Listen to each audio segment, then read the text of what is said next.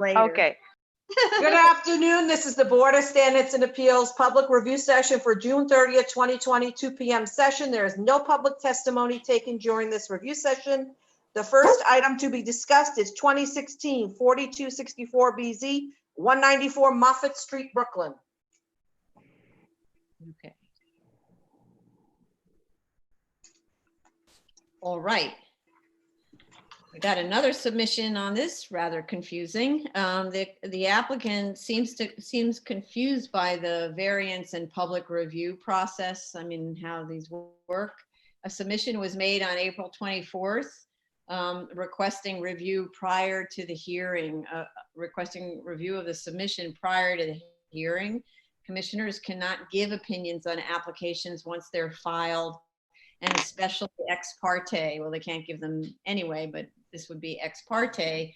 If the applicant didn't understand the board's directions at the April 1st hearing, the applicant should have called for advice from the project manager. And if they called for advice, that was Tony Matias, and didn't understand, they should have called again and asked for further clarification rather than the way the submission went. So at that last hearing, the majority of commissioners were struggling and have been struggling with the A finding. The argument that was submitted had to have been made, and to distinguish from the case on DeGraw that we denied. I didn't really see much more about this in the submission. As we said at earlier hearings, even if the site is unique, the uniqueness, that is the claimed narrow lot, has to drive the hardship complained of. The distinction from DeGraw, or with DeGraw, seems to be the 3 feet in width and an argument that's unsubstantiated that this is a less commercial location than DeGraw. It may be a less commercial location, but I didn't see really an argument made where it says, you know, look at DeGraw, it had this kind of commercial situation, whereas this site is more residential. I didn't actually see that case being sort of formulated and presented. But then, assuming we could find an A finding, because I think the general view is that this use, residential use, is kind of a more neighborhood character friendly use than commercial here, but still we need the A finding because neighborhood character is further down the line, right? But assuming an A finding, all of the commissioners directed the applicant to bring the project in line with the size of the adjacent properties, and specifically to start with a 1 FAR residential building. The April 24th submission, which was provided without financial analysis, is two 3-story, 3 one-bedroom apartment, multiple dwelling with a full cellar shown as storage, accessed through a rear areaway, and it has a 1.62 FAR. The building width is 16 feet. Each building width is 16 feet. So that apparently was the size of the original buildings were at the site. But, you know, my confusion is always, we get variance applications for buildings that are, say, 20 feet, and we say, why can't you make the building 17 feet wide? And then they say, well, because it's not big enough to support a viable residential building. So I just get confused when we get variance applications specifically asking for that. Each of those buildings, these 2 16-foot wide ones, are a multiple dwelling.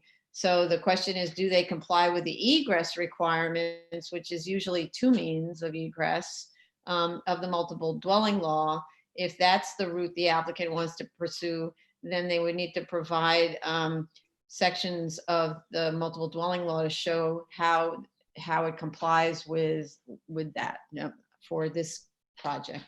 The other is, in general, on the drawings, they should indicate the finished materials, as there is no exterior insulation finish system permitted, EIFS. So don't expect it to be made out of that. On May 5th, another submission was made with 2 new options, 2 2-story, 2 one-bedroom houses totaling 1 FAR which is essentially the same project as the 3-story that's 1.62 FAR. Yeah, and then finally a 1 3-story building with 1 2-bedroom and 2 3-bedrooms, still a multiple dwelling with 1.62 FAR. And then these were all resubmitted on June 11th, so all as a package. So pretty confusing submission in the sense that it was submitted piecemeal and it was submitted all together. And I see Commissioner Ollie Brown's hands up, so I'll recognize her in case I'm in the wrong place. I think when it was resubmitted, the 2 3-family homes and the 1 3-family home were lowered in FAR, because now I have that the 2 3-family homes have an FAR of 1.5 and the 1 3-family home has an FAR of 1.48. Oh, okay. So somehow or other, they were lowered somehow. I'm not sure why, how. Okay. And the 2 2-family home still has an FAR of 1.0. That's what I have. Okay. Okay. So to continue just a little bit more, and then I'll hand it over. None of those 3 designs or the subsequent resubmission were supported by financials. So, and it's really unclear, are we just supposed to pick a preference? Normally the applicant has what they consider to be an unviable site, and they demonstrate to us, or that's their job, that the only thing that's going to make the site viable is this project. But instead we're given 3 projects or maybe 5 projects, depending upon how you look at it, because we got so many submissions.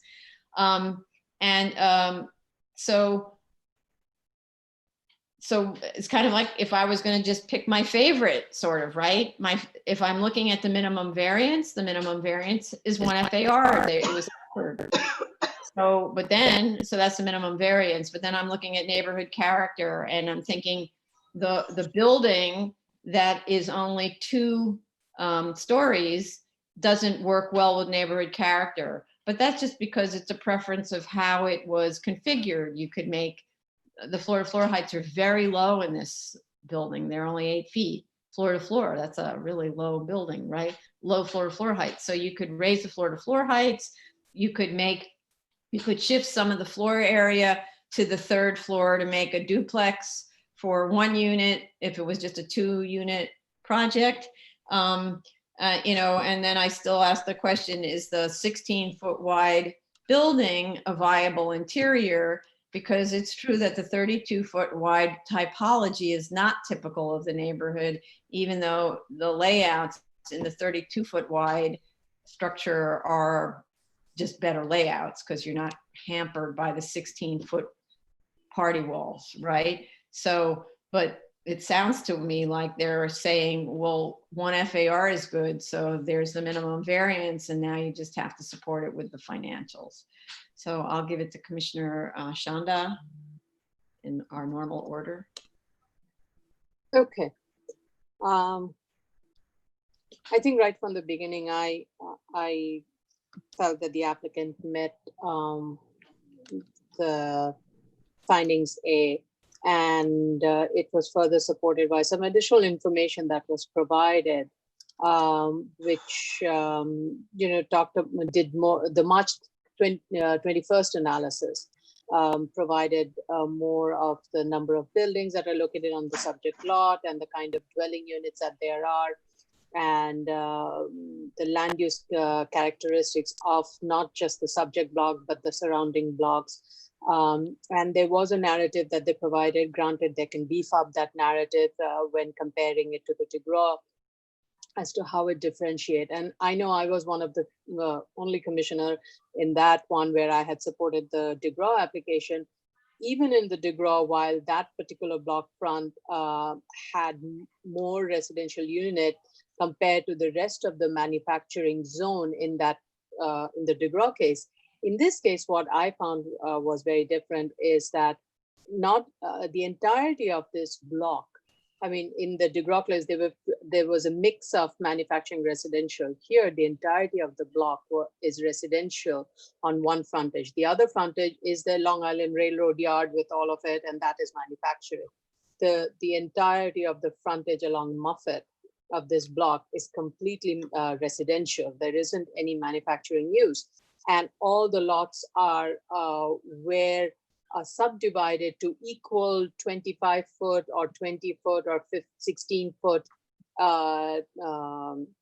width along Moffitt to allow for residential use, and all the buildings that have been built along that Moffitt Street frontage where date back to 1800s or so. So at no point that street frontage of Moffitt, which is currently zoned manufacturing, was ever subdivided to allow for a larger manufacturing footprint.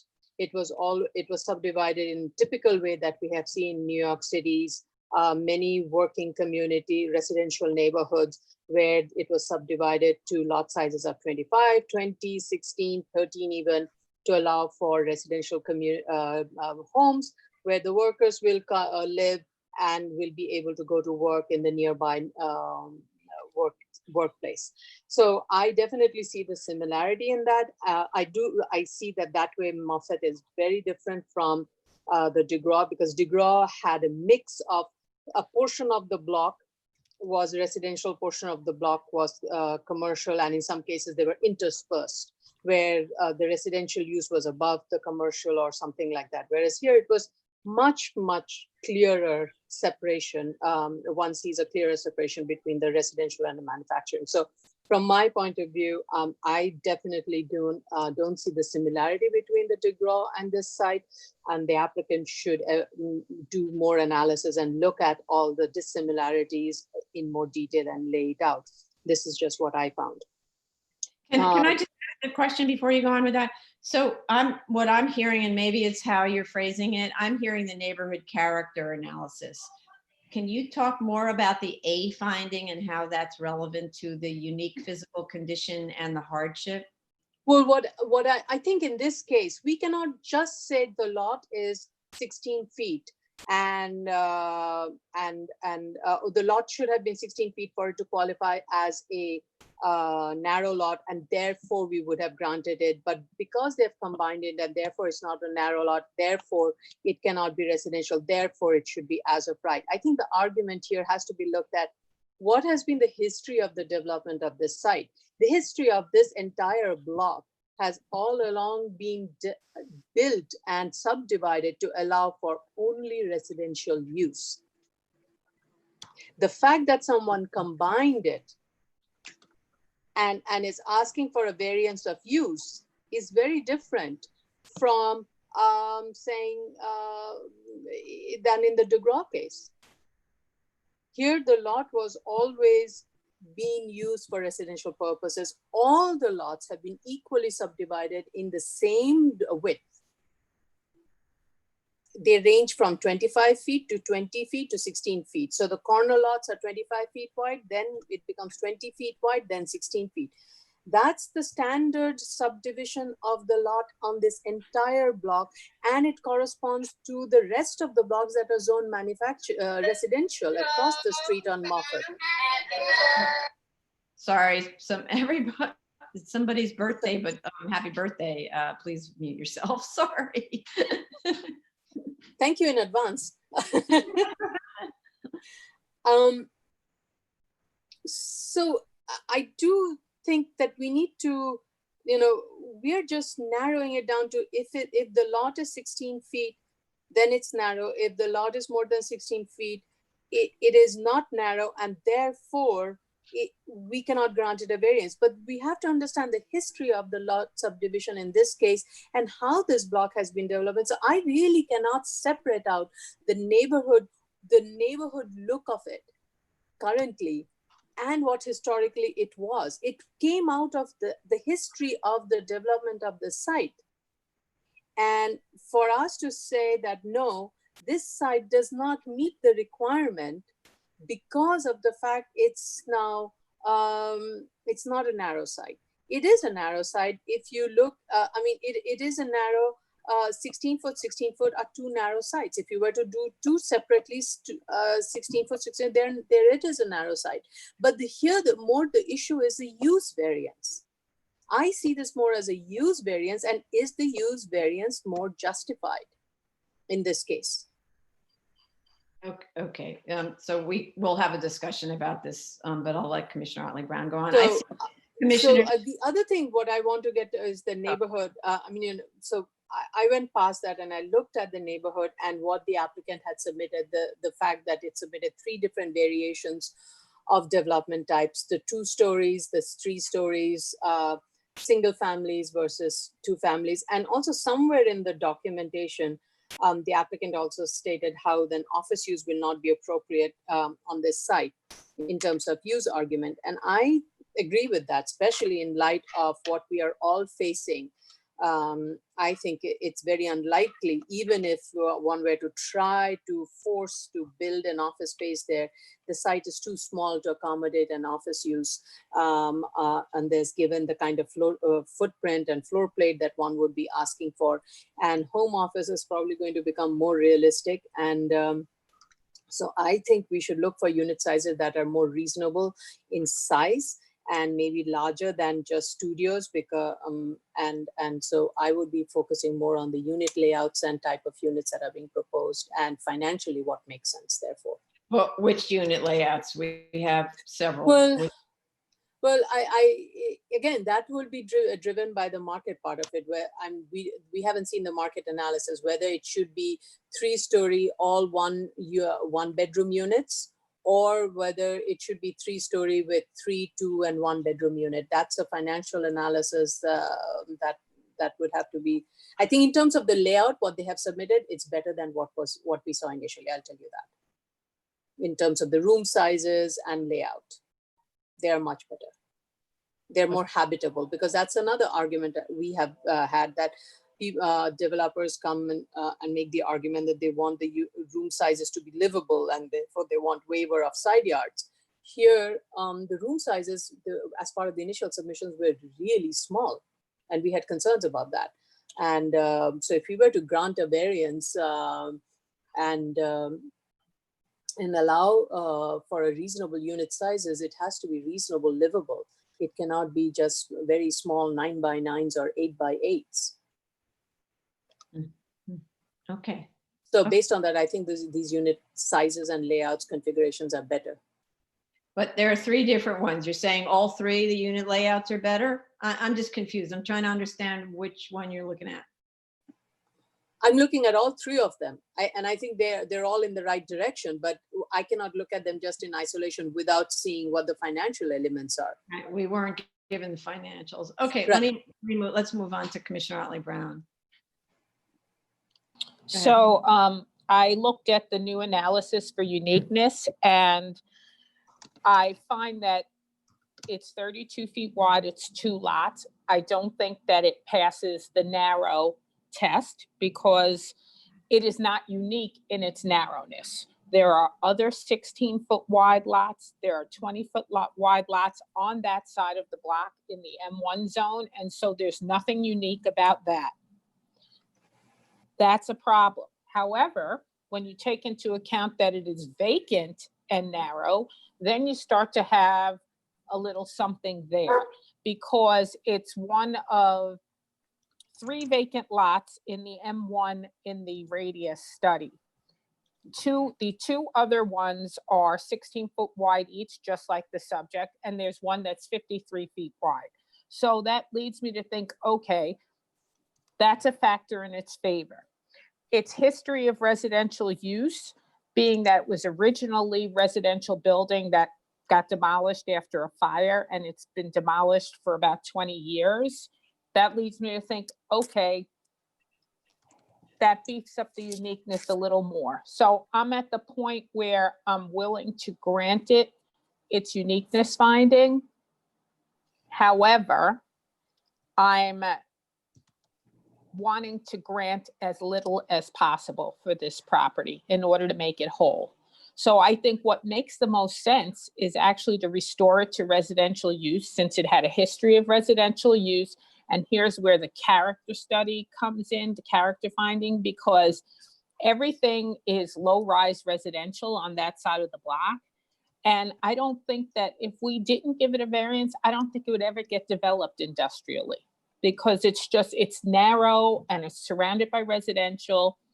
And so I think that it makes sense to restore it to residential, but to restore it to the lowest density residential possible. And that's because if you look at the M1 side of the block, there is nothing mid-block that's over 2 stories and a cellar or a basement. That's it. And so there's no need to grant it anything higher than that. It doesn't need to go to a 3rd story. 2 stories are fine, 2 stories in a basement. And I think the lowest FAR that is 1. I mean, the highest FAR we should grant them is a 1.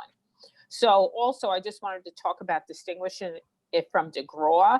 While I do think that we're approaching that threshold where I feel like in terms of narrowness, 32 feet wide is not that narrow. And I'm always wary of opening the door to other property owners coming in and saying they're narrow, they're also 32 feet wide. And once you're at 32 feet, what's 35 feet? And then the door gets opened a little more. I think we could distinguish this from DeGraw in that it is on a almost totally residential block front. It's sandwiched between residential uses, but it's also on a narrow one-way street as well, with residential uses directly across and up and down that side of the block, because that's an R6. So for those reasons, I think that we can get past the A finding. The B finding, they have not given us anything. And so I think they need to go back to the report, go back to all of the original comments that I made, and they need to prove that an as of right development, in this case, industrial is fine, will not work. And then if it's going to be 2 2-family homes or 2 1-family homes, I don't know if they need to complete the financial for the B finding, because we usually don't require a full financial for 1-family homes or even 2-family homes. So they could give us a sketching it out kind of a thing, but I wouldn't be extremely hard on them, and really, would allow them a little more flexibility in structuring their report, basically. Okay, thank you. Commissioner Shaitan. Thank you, Chair, and thank you, Commissioner Brown. I just want to say that she did hit the nail in the head. I believe we wanna stop this case and shorten the argument about it. We're like so many hearings now on it, and I believe the reason the applicant didn't submit financials this time is because maybe he found hard to prove that the financials has an issue. Uniqueness doesn't mean automatically granting a variance. A site could be unique and still you could find it like it doesn't deserve or qualify for a variance. On this site, the only reason I would be sympathetic with them to grant something is because of the history of the site. The site was residential. The neighborhood is like the entire block is totally residential. If we ask them to put something else other than residential units, I don't think it's gonna be viable. We're gonna be penalizing actually the neighbors, and I don't wanna do that. So let's say I'm okay granting something. If this is the case, the only thing I could look at and I see it could fly is one FAR 2-story, not 3-story. You wanna make it 1 unit, you wanna make it 2 units, it's up to 3, 4. It's up to the applicant. I'm okay with all of these scenarios, but nothing more than that. 1 FAR 2-story. If we allow for 3-story and the 1.48 FAR that's requested or that's thrown on the table in front of us, this hearing, I believe if I'm an an owner of a lot on this block or in this area, I would go just knock it down and come to the BSA and ask for a variance, and instead of 3, a 2-story get 3. Yes. We gonna open like a big door for people to come and ask for a precedence. You granted this, give me the seat. Mhm. So, and like Commissioner Brown said, if they go with 2 units or 3 units, 2 family or 1 family units, we can just wrap this up next hearing and just kick it out. If they do not like proceed like that, I would be like very aggressive and ask for close and vote on this case, because I see him in the financials. I see him playing games all the time. We spoke about too many uniqueness aspects that they talked about previously, like the MTA, the DEP, the environmental stuff. Every single lot in the city, OER asked for environmental investigation phase 2, and they asked them for some soil screening, fill screening. So this is very common. It's not just unique to this specific property. The second thing, the MTA, I did explain it to them before. I did measure it. I went to the website that we have subscription to, and I did measure from the TA track to the excavation edge. It's about 198. The limit for the TA to let it go without review is 200 feet. So it's 2 feet short. And if they apply to the TA, they're gonna get letter of no impact 99.99% in a week or 2. Their feedback to this is it's the TA policy that you do not look at projects until construction starts. I did read this in their submission. You know what? TA requires every single applicant not to start construction before they look at the drawings and they see how they're gonna construct. So they put something in their statement that's incorrect. They are, even in this submission, they are trying to say, no, we cannot dismiss the TA thing. No, you could. If you don't believe it, just prepare your born location plan, your foundation plan, and submit them to the TA. And you're gonna get approval probably, like I said, in 2 weeks, LNI, letter of no impact. Mhm. So let's move this forward. Okay, thank you. Commissioner Shibeta?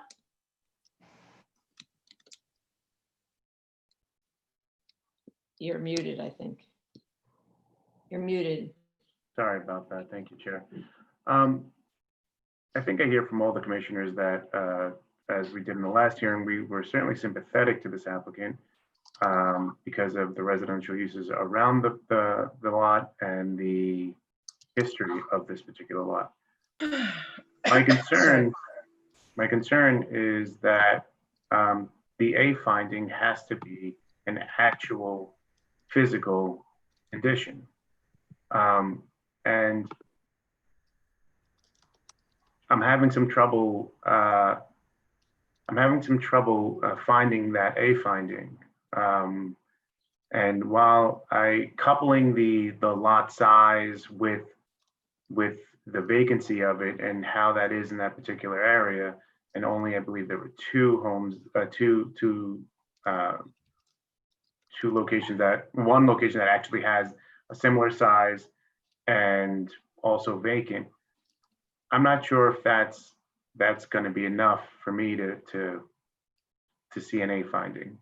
I don't believe I can, or I'd ask the applicant or if any other commissioners, if there's any precedent on relying on the history of a particular lot, if that can assist in an A finding. And that this is the part that I'm struggling with. Mhm. So we do have a history of development variances. You use gas stations are the most common ones, right? It had originally been a gas station. The gas station shuts down. They even remove the tanks. And 20 years later, they come back asking for a variance and they say, site's contaminated, history of development, please let us put a gas station back. Right, but you have the site being contaminated. Like when we've had one of those on I believe 3rd Avenue. Yeah, contaminated site. And they spoke about the particulars, the physical, actual particulars of that site. So I did a brief search on whether or not we've included history as if that's something that we have precedent of doing. Bring umbrella. Bring umbrella. Can I speak? yeah, please jump in. We have had a history of residential development in a few cases where literally applicants have said, but for a fire or some devastating situation that happened at the lot, it would still have a non-conforming use on it like every other lot on the block. And so therefore, could we put back the non-conforming use that was there pre-61? So we have had cases like that. But of course, paired with that is the argument that you can't do the as of right thing for these other reasons. So that's why I feel that uniqueness finding that's made up of several factors is not a game over situation. It's actually been considered before, where there are several uniqueness factors that create a hardship. Oh, thank you, Commissioner Brown. So if the board does find an A finding, I would agree with, I believe, Commissioner Brown and Commissioner Shetta on this being a 1 FAR development. Okay, is that it? That's all for me. Commissioner Sheta?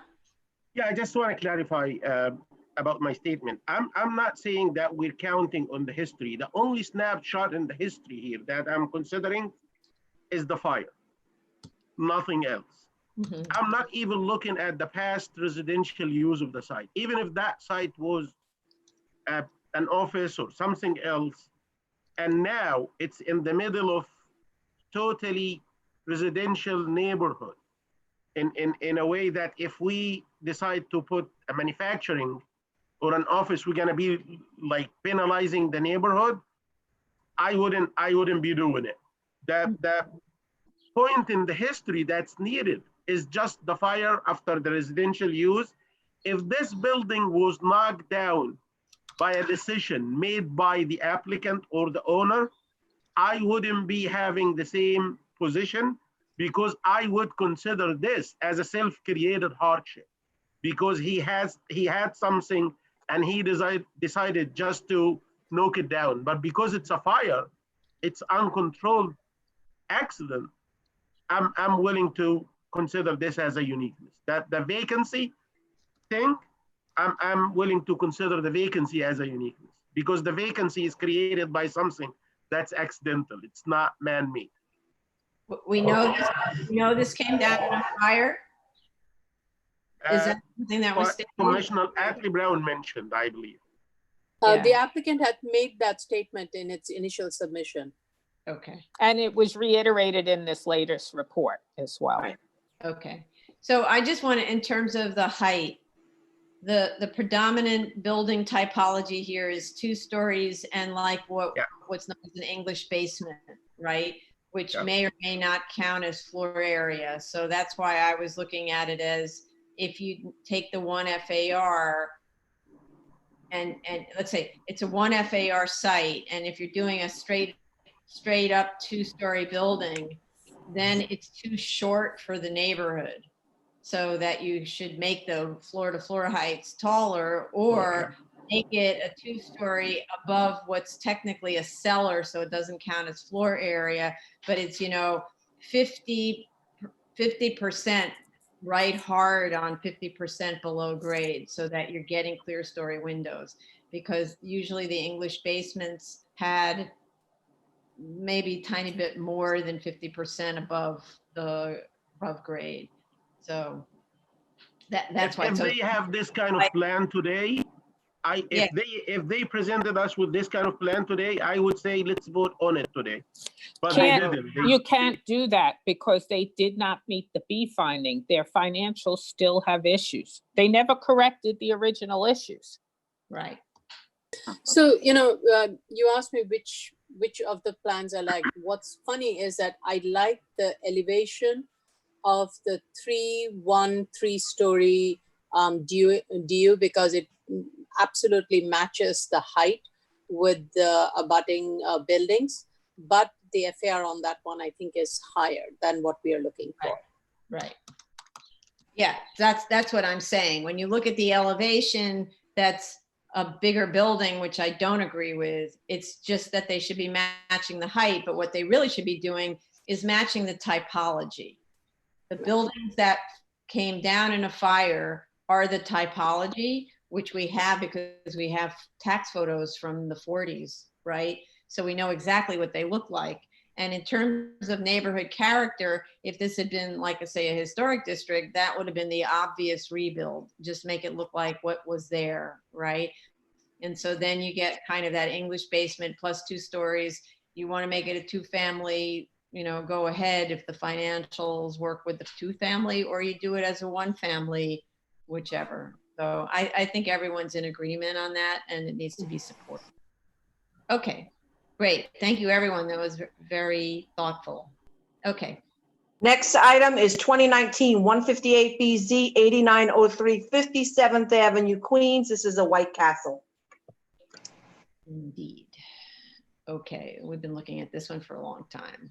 Okay. They did apparently actual light meter readings, though, you know, as before we started talking about backup and so on. The engineer's letter states that those readings were taken at 8 feet above grade, while the drawing that was provided states that it was taken at 7 feet above grade. So which is it, right? The drawings show there's a 5-foot PVC fence on top of a 3-foot tall brick wall. So either the measurements were taken in front of the fence towards the White Castle or at its top. So which is it? It's pretty, they should know which it is, right? Location 11 that's shown on the drawings to help us see where the readings were taken is described on the plan as being, quote, directly below the drive-through area light, but at location 11, there is no light. So I don't understand what that is. The engineer's report appears to state that high readings along the property line of 2.4 to 5.5 are okay because they are far from the apartment building windows. But our requirement is that the foot candle measurement has to be 0 at the shared property line. So I'm not sure why people aren't, we've said this repeatedly, not really sure why people aren't hearing us.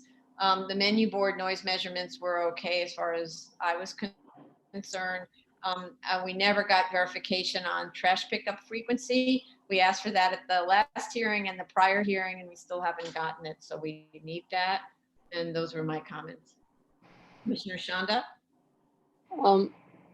So I was okay with the lumen. With regards to the trash, I think at the last hearing and at the March 11 submission, the applicant had stated that the trash pickup schedule is 3 times a week, Sunday, Tuesday, Thursdays, and recycling pickup is 3 times a week, Sunday, Monday, Wednesday. And we asked for that to be verified. So in the discussion about it in the March hearing, or whatever hearing that was, we said, can you please verify this? And that's what we never got. And we never got in writing that they verified it. I thought they provided a table of their operation. That's how, and from my note, I seem to have that. Okay. Some of the commissioners also acknowledge that. So I'll let the applicant So clarify that. But maybe the other commissioners can speak on that. Sometimes I can't be writing and. Right. No. That's why I'm just going back by note. I'm not going by memory at all. Okay. Because also one of our counsel asked if we had gotten that information. So. Okay. Okay. All right.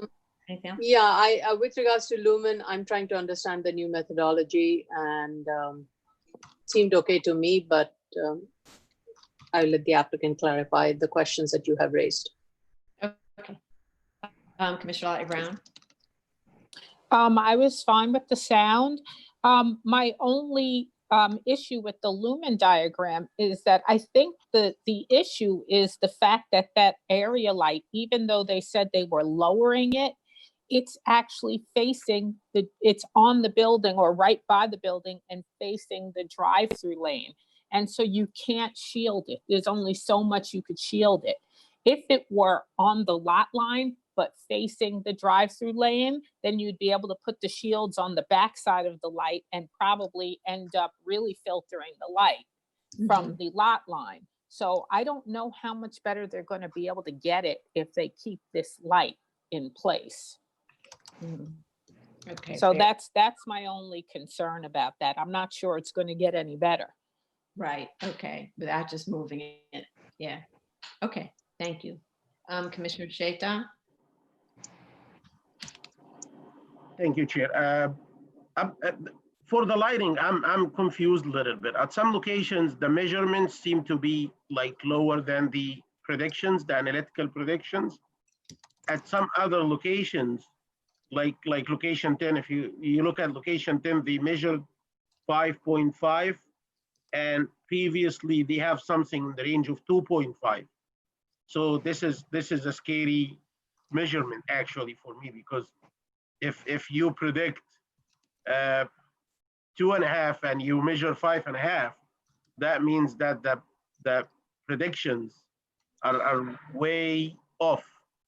And I'm not sure, like I said before, I know that we discussed we're gonna make some changes to our policies regarding the field measurements for the lighting, but that explains my point about it. We should be asking for actual meter readings, not predictions. I believe I see some improvements on the lighting readings. I'm okay with like the majority of them, except starting at measurement point number 9, 10, 11, 12. I'm not sure if they can like get better on these. I did read the letter from the engineer, and I see that he's attributing these 4 readings, 4 higher readings, to floodlights on the adjacent buildings. I don't think this is the case here. And also, I'm curious, how did they like separate the effect of the adjacent building lights from the subject property lights? Did they put the lights off and then they do measurements and then they put them on and they took the difference? We need to get some sort of explanation on how these readings were like arrived at. Correct, like we With just. regard to the, Yeah, yeah, with regard to the sound, I'm fine with it. okay, great, thank you. It's like what we talked about, where we do turn lights off, get your ambient, and turn the lights on. Yeah. Yeah, it's good. It's a really good method and simple. Okay, Commissioner Shabeta, I have nothing further to add on this, Chair. thank you. Next item is 2019-188BZ, 1212 East Gun Hill Road, the Bronx. Please remember, it's a review session, no phone calls yet. All right.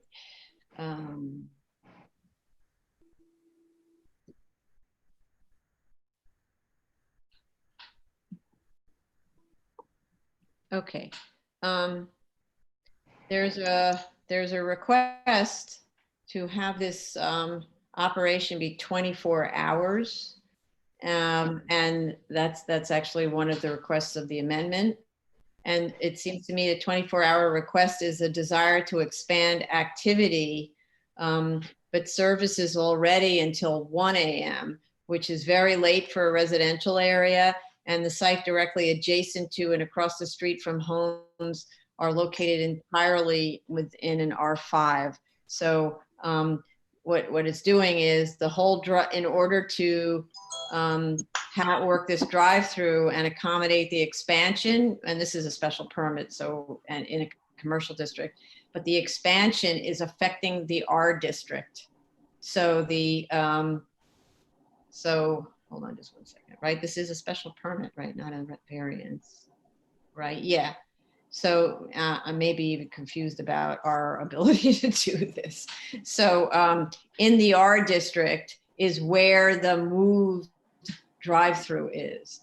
And that's entirely within the R and adjacent to private homes. And before it was outside of the R district, or as an existing condition was outside of the R. So hold on a second. So I know that under current COVID conditions, you're not going inside of a restaurant, but it seems to me that 1 a.m. is already really too late as far as I'm concerned for having a drive-through.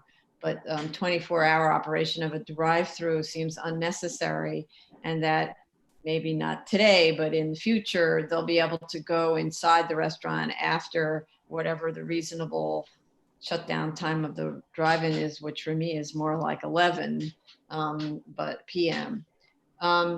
We don't have written comments from the community board, although this application was noticed for the April 28th hearing that was postponed to May 4th. This is a legalization of the drive-through, but I just want to be sure I understand the scope of the application. The proposed drawings show an 84-foot 9-inch long by 42-foot 9-inch wide building. I'd like to know, maybe site visits will tell whether this has already been constructed, because the existing drawing, BSA 01, shows a 70-foot long by 35-foot wide building. And this expansion is consistent with another application that we saw earlier today. The increased building length, as I said, moves the drive-through and pass-by lane entirely into the R5 district, whereas the existing condition is located in the C1 overlay. This imposes more on the residential neighbors and underscores why I think that drive-through should be limited. I'm repeating myself, I'm reading and I'm repeating. Also, the relocated trash enclosures are shown to be oriented with their doors opening towards the residential properties, a kind of a classic thing on the part of all these commercial establishments to say, we don't want it to open to face us because it's ugly. We'd rather have it open to face the neighbors who don't have any control over the aesthetics. So the doors should open towards the commercial use itself. Landscaping was provided as directed, especially in the vacant triangular portion adjacent to one of the houses. However, there is only one row of landscaping between the parking spaces and the residents against the chain link fencing. As I said earlier today and yesterday, there should be 2 rows of planting to create a dense staggered buffer. The planting bed is shown at that area as only 2.9 feet front to back, and must be substantially deeper to support the tree bulbs, and there's no reason why it can't. They need to provide planting bed details with curbs and wheel stops. And the fencing should be residential quality metal picket with acoustical barrier on the commercial side, or an attractive acoustical fencing material. We have seen some really nice like combined acoustical fencing materials. Otherwise, it should be a residential quality metal picket, and then they hang that acoustical fence on their side as opposed to the resident's side. We had stated that improvements should be done now to the extent not in conflict with the building enlargement. And so we need to hear more about that. Those are my comments. Commissioner Shanda?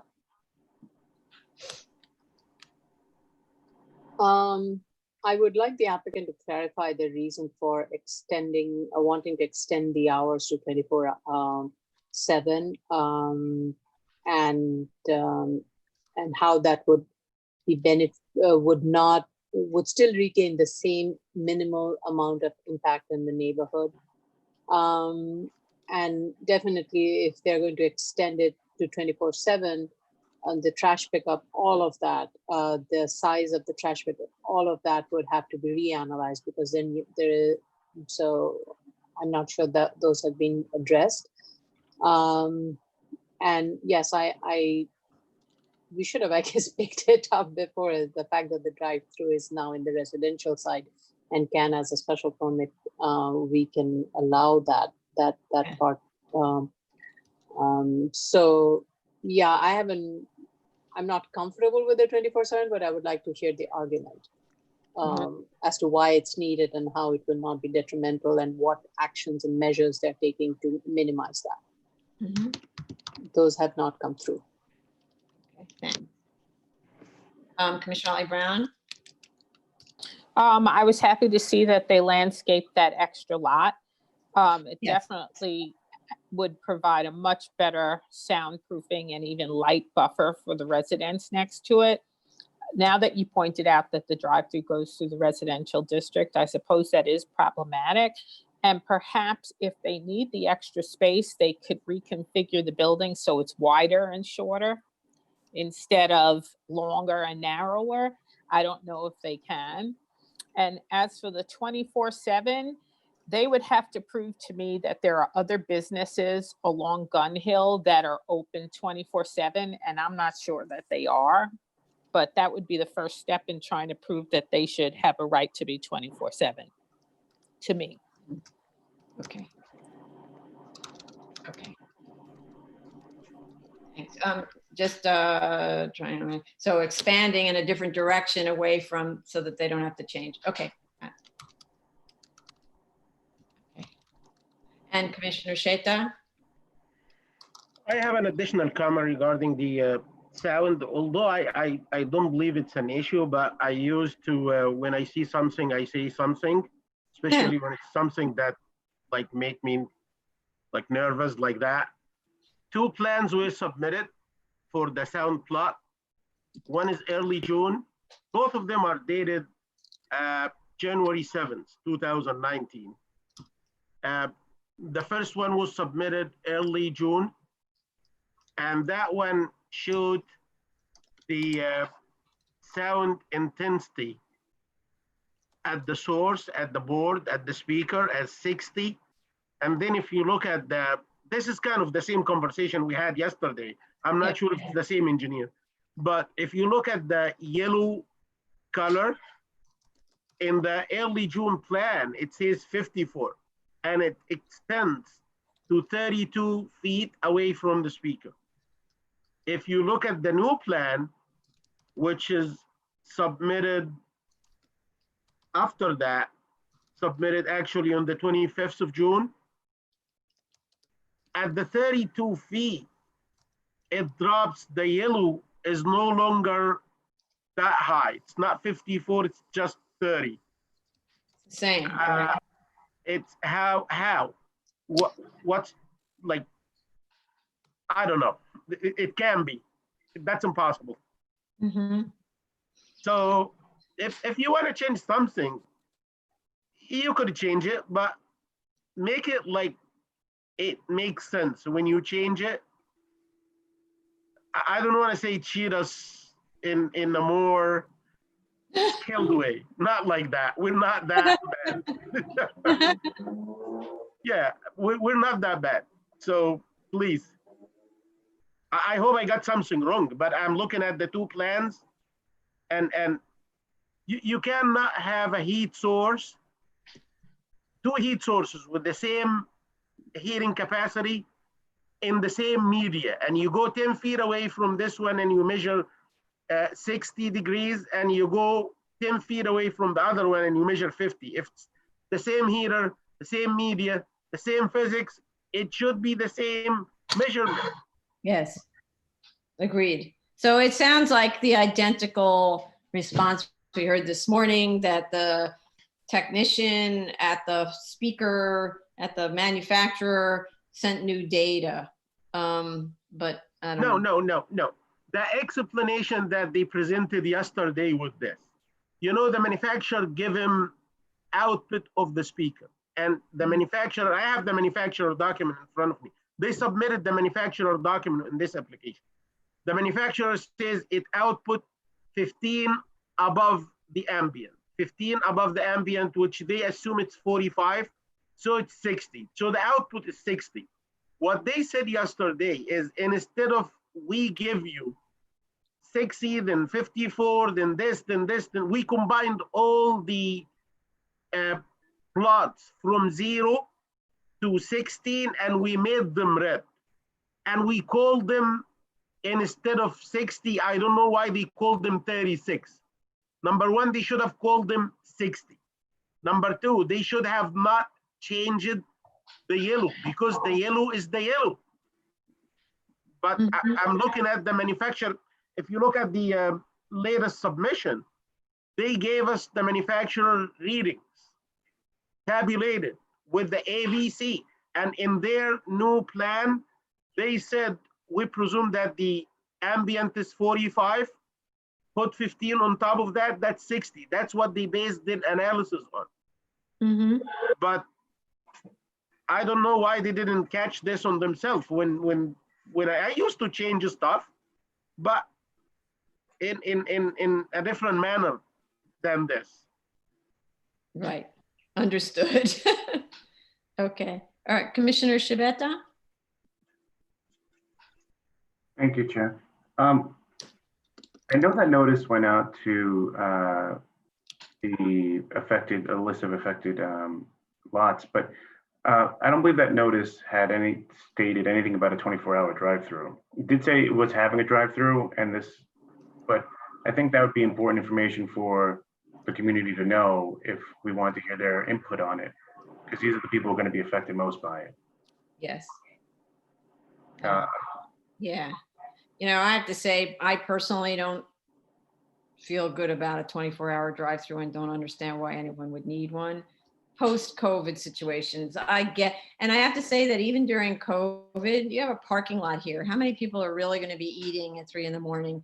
You could call in your order with your phone and then someone brings it out to your car. I mean, there are ways of dealing with it in this sort of temporary situation. The idea of having somebody on a speaker at 3 in the morning for the rest of time seems unnecessary. So anyway, yeah, I agree with you that I don't think, let me just see what notice was like before. Stated that there was it wanted to permit the eating establishment and the drive-through. Okay, that's what it says on, yeah, it doesn't say 24-hour It drive-through. doesn't say 24 hour, and yeah, it doesn't say 24 hour. I second that if they want a 24-hour drive-through, they should give us good reason for it, which I didn't see a real explanation as to why they need this. I'm not, while I am uneasy about it, I'm sure that I could possibly be convinced, but I would want to know that the neighborhood as a whole is okay with it. Right. Okay, thank you very much. Any other last minute comments before we move on? Okay, the next, I'm sorry, the next, Right. can I go? Yeah. 2018-192BZ 229 Lenox Avenue, Manhattan. Okay, the project has been modified to reduce costs. The first and second floors are no longer proposed to be living space. So there are no legally required windows in need of an adequately sized yard, which is what we were struggling with in the last hearings. So now the waiver is only to allow the large kitchen area to be ventilated by the existing 21-foot, 10-inch rear yard. And the master bedroom at the fourth floor is described as a legally non-complying condition. So there isn't any waiver for that floor. So they originally were supposed to have modified the drawings to essentially rely on less of a waiver, but now they're asking for less of a waiver and doing much less construction work. So I'm okay with this. Commissioner Shanda? Yes, I'm okay with it too. Okay. Holly Brown? I'm okay with it. Okay. Commissioner Sheta? Same here. Okay. And Commissioner Shabeta? Okay with this. Okay, great, thanks. Okay, this concludes the public review session. We'll now commence with the public hearing for June 30th, 2020, 2 p.m. Only call in during your application. 2016-4264BZ, 194 Moffitt Street, Brooklyn, the firm of Caliendo.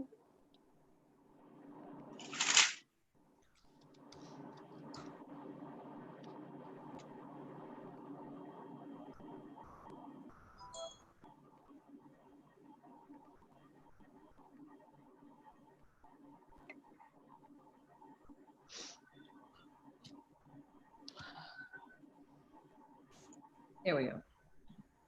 She's just joining. Let her give her a chance to.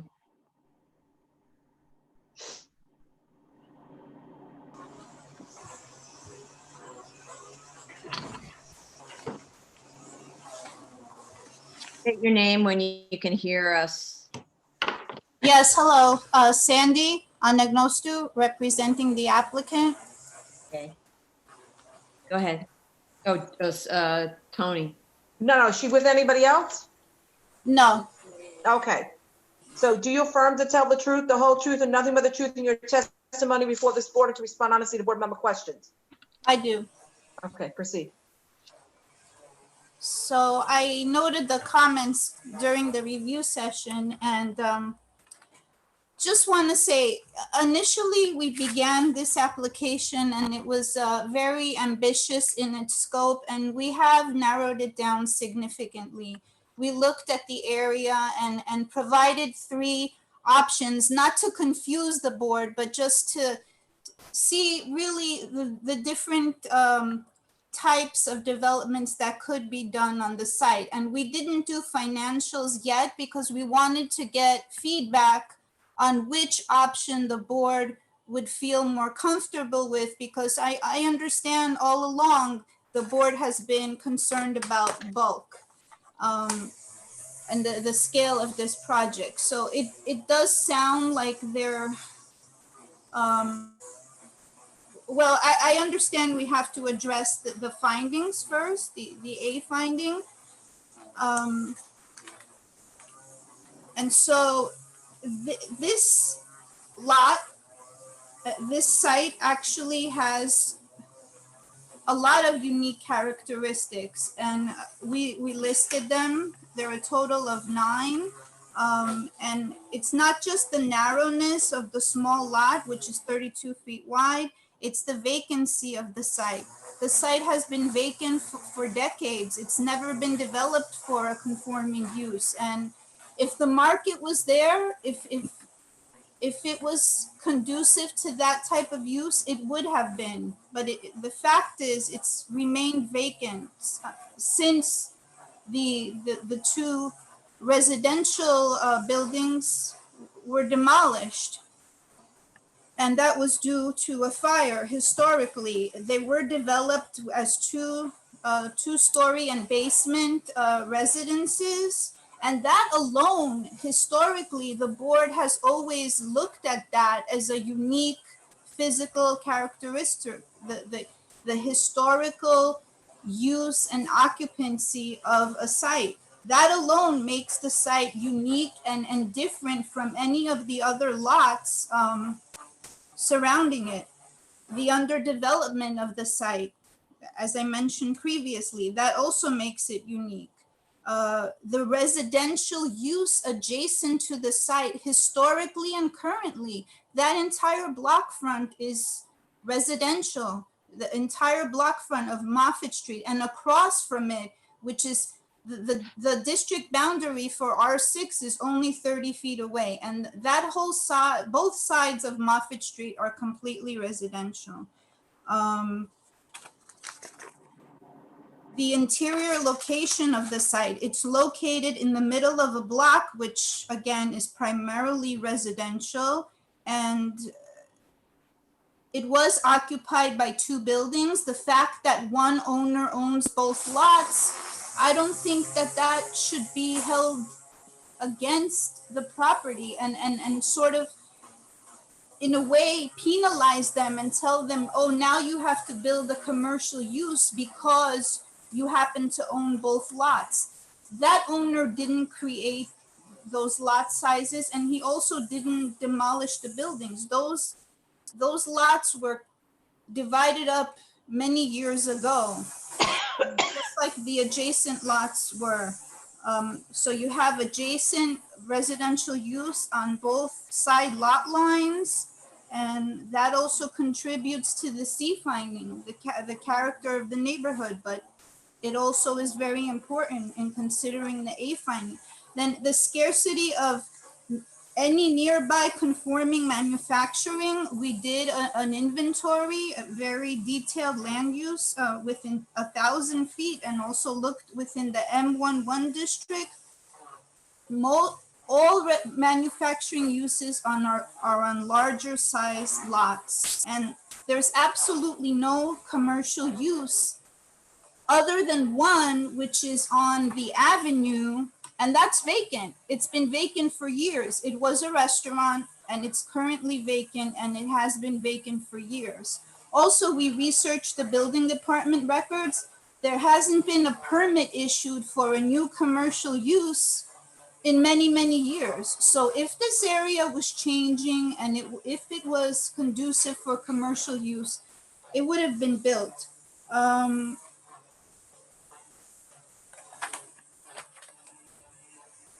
I mean, I can go through the uniqueness and the survey of the lots that we did, but you have all of that information. But I do want to mention a few points on how we're different from the DeGraw case, because if you just look at the land use map for that case, there's a mix of uses there, which is completely different from the uses that are surrounding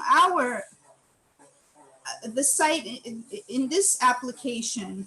There are many commercial uses, mixed use uses, and not as many residential uses on DeGraw Street block front. And there's a mix of commercial, mixed use, and manufacturing uses, which is completely different from what you see the land uses surrounding this site. DeGraw, their site is a little bit wider. It's 35 feet wide. I don't think that's a huge difference, but it is important to just point that out. And also, the DeGraw site is 117 feet away from the corner, which is formed by DeGraw Street and Columbia Street. And that's very close to, Columbia Street is a 70-foot wide street, and the character on that street is mixed. So a commercial use on DeGraw would make more sense, whereas at the Moffitt site, it wouldn't make sense because you have those uses that would support a commercial use. The Moffitt site is mid-block. There's no pedestrian traffic. It's a residential quiet street. The roadway, it's only 60 feet wide. It's not appropriate definitely not for manufacturing, for truck maneuverability, and I think we've proved that. But even for commercial, there's no pedestrian traffic, there's no on-street parking. And frankly, I don't think the residents nearby would appreciate having a commercial use. I think they would support a residential use, maybe not what we originally proposed, the bulk that we originally proposed, but I think they would be happier with a residential use than with a commercial or manufacturing use. Yeah, those are main points. I mean, I could go on, but Well, so just to speed this up a little bit, you did hear the comments of the commissioners, and specifically what you heard was a direction for which building we want to see, a 2-story with basically English basement that looks like what was there before and what's adjacent. And we need financials to support that. And if you would just do that, please, then yes, we could done with this application, and you beef up and you listen to the comments from the hearing, from the review session. And I suggest you take notes and incorporate those notes on the A finding into your own A finding, and then along with what you just said now, okay? And tie it together, okay, in a bow. yes, I heard the comments and then yours, Madam Chair, about raising the ceiling, the floor-to-floor height to match the adjacent, because we're actually lower, and that would be option 2. No, but it's just, let's go back again. Raising the floor to floor heights isn't the same as the neighborhood character. If you look at the character, all of the houses on the block, with maybe either no exceptions or few exceptions, are 2 stories above an English basement. So the English basement has like a little clear story, and you don't want it to count as floor area, so you would make sure yours is 49.5% above grade, whereas those might be 53% above grade, Yes. right? Yes. And that's the way you accomplish your version of those little houses, right? And then you're all in the same place, because that's what we're trying to do. We make you whole, but not wholer than anybody else. Right. We understand. So that's what we'll submit along with responding to all the financials, which, Yes. so if this would then be a 2-family, like Commissioner Otley Brown mentioned, we would respond to not do a full financial analysis, or Go ahead, Commissioner Hollyburn. You can do a full financial analysis, but what we really want to focus in on is that the as of right is not going to work. So those are the comments I want you to pay attention to. Because we usually don't require a financial Okay. for a 1 or a 2-family house. But this is a situation where you actually have 2 2-family houses. One could say that's 4 units. So sketch it out. We're not going to focus on it. We just want you to, dot your I's, cross your T's, kind of in terms of completion. okay. Okay. I believe they can forget about the financial for the residential. They need to focus on the financial for the as of right and prove it to us that it's not working. This is the important part if they're gonna go with the 2-family option. The other thing, the TA, please, this is the 3rd time the TA argument. I don't want to see it there. Do not just put it. I understand that you took the cost out, but even in the submission, do not say that it can be dismissed. It's there, but we didn't consider it in the financials. If you believe that it's a real hardship, I'm advising you to submit to the TA foundation plan and a board relocation plan. These are the 2 activities that they're gonna impact, they usually impact the TA structures, and just get feedback from them. And I promise you that in 2 weeks or so, you're gonna get letter of no impact because the excavation is so far away from the track. Yeah. But if you buy my point of view, please do not put it there. So in other words, take it out of the application. We just don't want to see the mention of the MTA, okay? Okay, we'll remove it, but we did make a submission to MTA months ago and requested a review and letter of no intent and have not received any response, even though we're following up with them. And the answer we get is not until you get a DOB approval. They're not going to review it, but we'll remove it. I mean, if We just don't want to hear about it. I understand you're right. Okay. I understand, Commissioner Shetty. But I just want to make sure that, because I don't want the confusion about the financials. So I'd like to go back to Commissioner Otley Brown for clear instruction on what to do. Clear instruction, dot your I's, cross your T's. So what I want you to do is show us the as of right does not work. Show us what you propose is going to work. I am not going to focus with laser eyes on your proposed, because we've basically already given you the direction of the maximum parameters that you could have. Yeah. So what I will focus on when I do my review is your as of right scenario. Make sure that you take into account all of the instructions given to you at the previous hearings. Okay. Okay. Okay, great, thank you. All right, so I would like, everything okay? We understand now, right? The SAGNAT and the Yes. Okay. Yes. So, okay, so then I'd like to invite the public to call in on this. Tony, can you just read the number?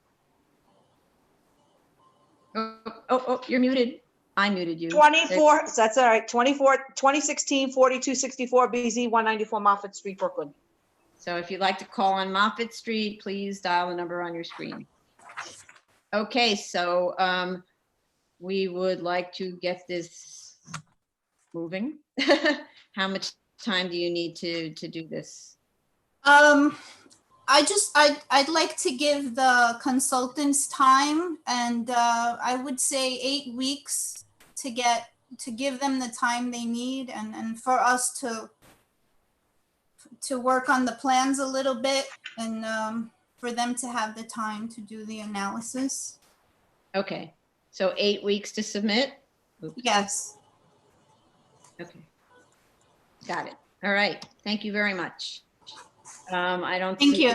Oh, hold on a second. There are people in the waiting room. Let me just make sure. No, they're for the next case. Okay. Okay. Thank you very Thank much. you. Thank you.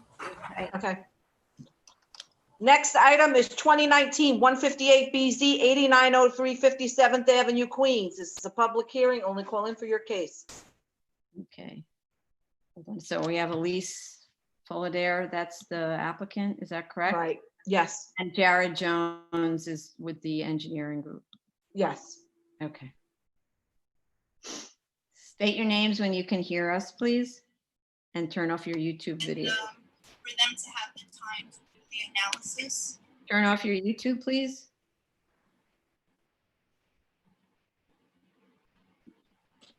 State your name when you can hear us.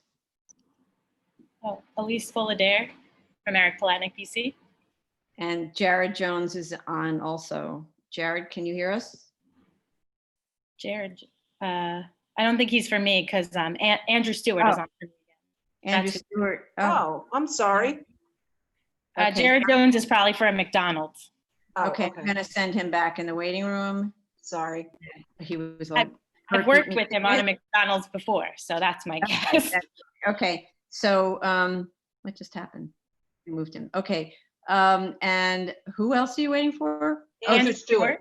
So is that last 3 digits 320 of his phone number? Yep. Yes, this is Andy Stewart from High Point Engineering. Okay, thank you.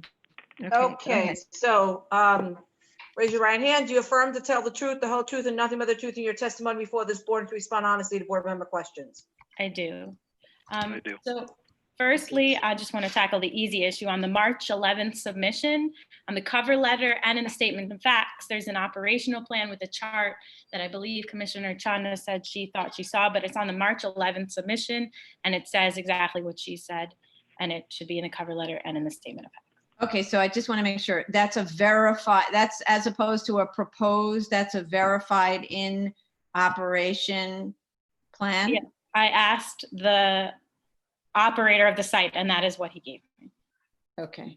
in Okay. an email, but I put it in an operational plan in the statement of facts. Okay. Okay. Okay, and then the other issue was talking about the lighting, which is a new thing we're doing. And Andrew Stewart is here on the phone to explain some of the questions your board brought up. Okay, So, before you go on, just tell me again, the operational plan is in which submission date? March 11th, and it's also in the cover letter? March 11th, and the cover letter on that date, right? Yep, it's on the second page of the cover letter. Okay, so I just want to alert our own council that that operational plan should become part of the resolution, okay? Okay, go ahead. Okay, Andy, if you'd like to discuss the. Sure. Once again, this is Andy Stewart from High Point Engineering. So I'll start with addressing, there was some, I guess, comments on the lighting notes on the plan, the sheet Z-002. Those were, and I apologize, those were discrepancies that weren't corrected in the notes. They should be, the readings were at the 8-foot level, 8-foot high off grade as per the engineer's letter, and the area where it talks about the location 11, it should be location 17, which is directly below the drive-through area light, as labeled actually on the plan. There's a 17 next to that light.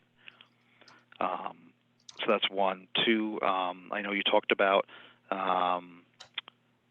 the actual physical installation of that area light. I apologize, I don't recall which commissioner I was speaking about the direction of the light.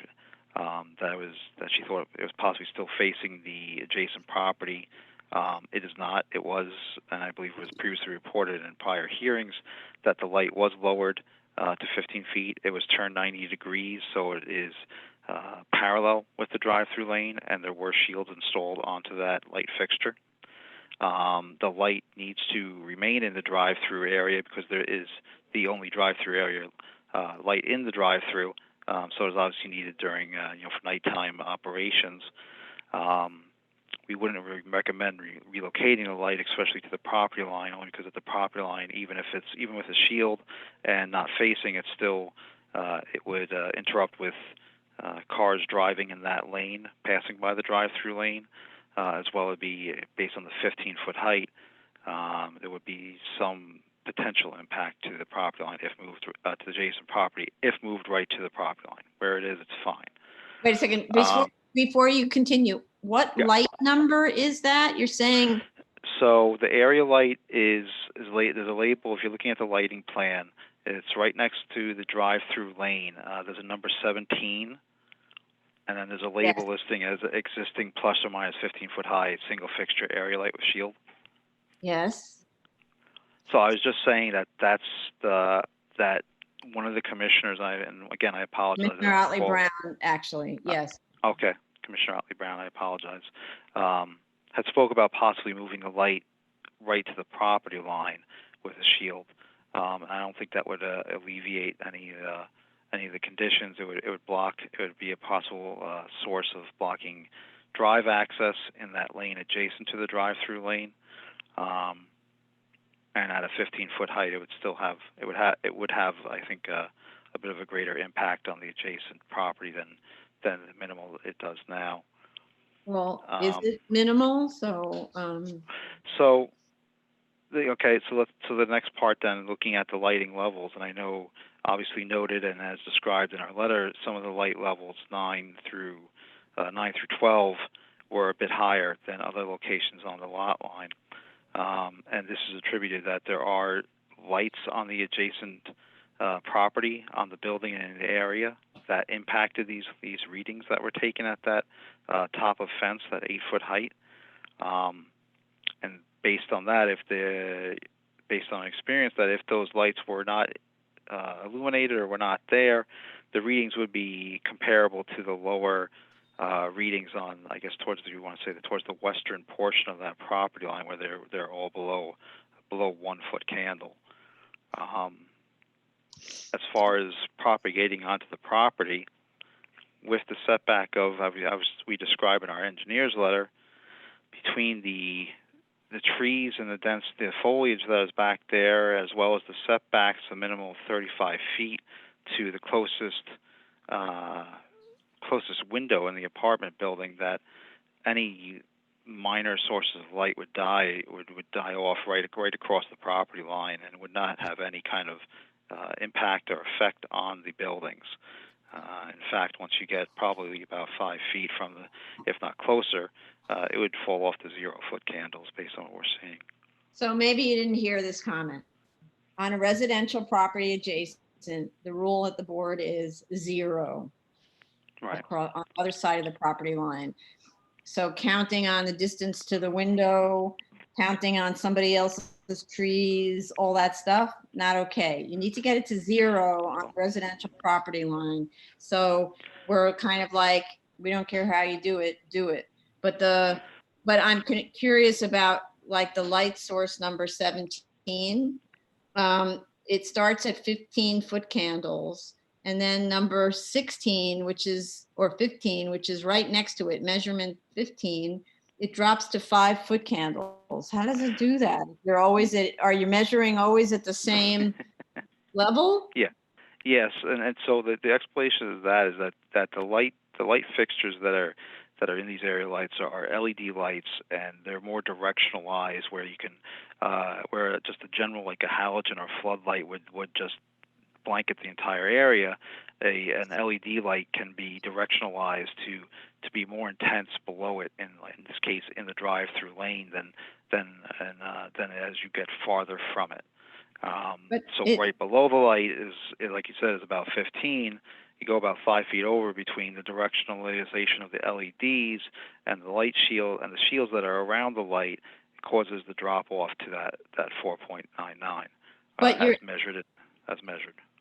But your measurement at 17 is right at the edge of the building, right? So It's your directly below drive-through, the light. right, but your drive-through lane then, because the locations of your measurement points, 5 feet away, is that the drive-through lane, the thing that's speckled? Yeah, okay. Yeah, it So indicates at the the concrete hatch. center of the so 15 and 16 are right in the center of the drive-through, is that correct? Correct. So that's where you're somewhere in the 4 range, Right. 4-foot candles. Okay, and then you're saying by the time it gets to number 4 and 5, you're negligible, you're 0.69. See, that's Correct. believable that another couple of feet away, you'd be 0 but what's the And problem yeah, is in fact, number 11, which one is it? Number 11, inexplicably, which is on the property line, is 4-foot candles. so if you look at 10 is 5.5-foot candles. What's that source? So if you look at the plan, there are area lights on the adjacent property, one of which is very close to the property line, those number 9 and 10 locations. Mm-hmm. And those area lights on the adjacent property, because these levels were taken at the top of the fence, those lights influence the readings taken on the property line. Okay, so now you heard from the comments this morning or yesterday, I've lost track, that from now on, when you have area lighting adjacent, you need to turn off your own lights, do an ambient reading, and then measure this, because you're sort of relying on the neighbor to handle whatever the foot candles are on this property. And Understood. And as this is kind of a new foray into this manner of, I guess, actual readings, if you want to say. I know going forward, we can look at obviously following that procedure where we just get ambient lighting in addition to the on-site lighting plus ambient. But from what we're seeing here, especially taking into account the lights on the adjacent property and how we're seeing the drop-off, there won't be any impact to the adjacent property from the lights from the White Castle property here. I have a question. I'm just looking at the aerial, and it seems there is a building or a base of the adjacent property has a base which is extending to the property line. Can you revise the site plan to indicate where that is at least? Because that also will be critical in understanding how the light is then going in, which elements of which property is keeping the light sources to 0 at the property line. Say that one more time. I'm sorry, what do you want to see? So the residential building that is behind the subject lot has a base, and it seems it's a 15-foot high base. I'm just looking at the street view and from the area. It's like a deck. Yeah, I'm looking at it, and it's like a deck portion. Yeah, And I was about to mention something about the adjacent building. The layout that's shown on the site plan is dissimilar to what you can see if you look at the aerial photos. The building is kind of stepped, but the way it's shown in the site plan, it's just one step. But in reality, it's not like that. It's multiple. Right, I see. There's more of a lower level, possibly like a parking garage. I believe there's some first floor areas of these buildings might be. Yeah, I think it's about commercial. It's raised above ground. It is about 15 feet from the street line, and it's visible above the fence. And the reason for us for that clarity is that when you're doing the analysis and when you're submitting that analysis, it would be helpful for us to know where the various vertical elements are in either of the properties and how and if they are in any way blocking the light and how therefore that is affecting the light reading at the edge of the residential property. Right. It also, if you look, I'm am sorry, go I ahead. making, is that what you were going to state about? Because I think it is important for us to know how the light is going to also, if you're going to show that, oh, the light is 0, but we think based on a theoretical analysis, there should be something, but it turns out there's a 15-foot high wall and light cannot go there because your light structure is shorter than that. There's no way. So I think it only is going to help you clarify your position and help us all understand without having to confuse the analysis with something that you don't need us to worry about. Yes. Understood. If I may, please. Commissioner Sheta, yeah, please. Yeah, I just want to put this like to rest.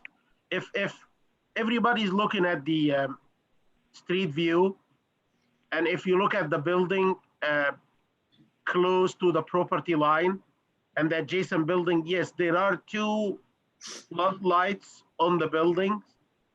The area between the elevated portion, which I believe it's a deck or could be a parking, I'm not sure what is that, but part of the fence, the wooden fence, right behind it, it sounds like it's a concrete wall, and it's about 15 feet or maybe 12 feet from grade, above grade, and outside of that, these 2 floodlights are gonna be shedding lights from the adjacent property, are gonna be shedding lights to the adjacent property either way.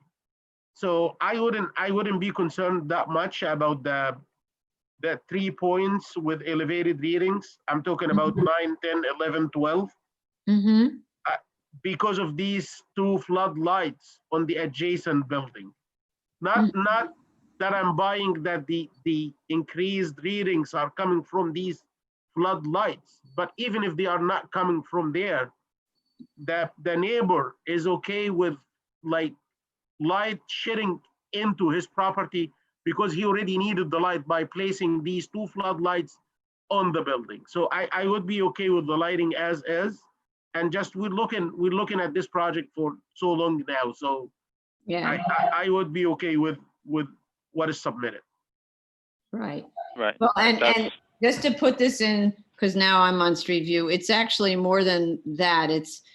You have the fence, which we know is 8 feet high because it's this subject property. It backs up against not only this 1-story structure, but there's also another fence on top of the 1-story structure. Yes. And the floodlight that is the subject of this discussion is all the way to the left of the driveway.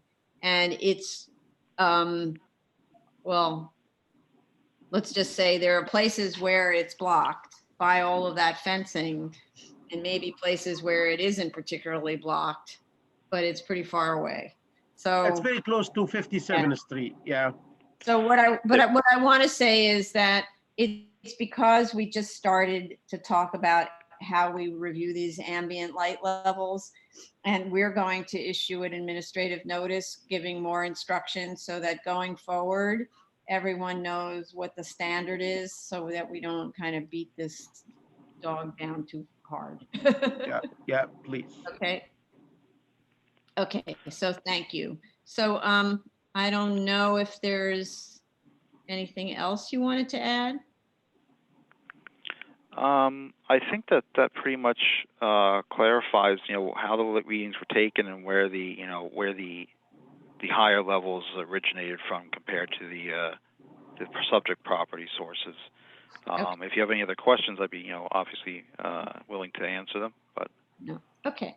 Anything else from commissioners before we go to I do have I'm curious about this. How do you, you're a lighting engineer, how do you explain the difference between the analytical and the meter readings? You measured 5 and 3.8 while you predicted something close to 20. Why is that?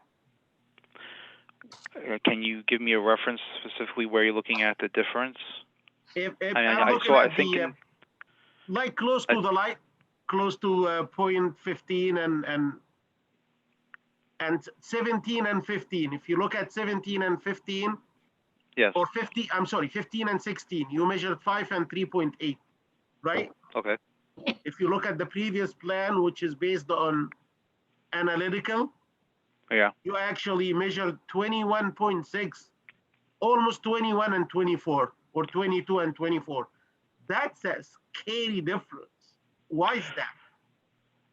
It is quite a difference. All I can say is that the numbers that are spit out on the photometric plan, like I said, you take a typical, you take the lighting information, and it's a file, data file that's provided based on the type of lights that are out there, and it goes into the program.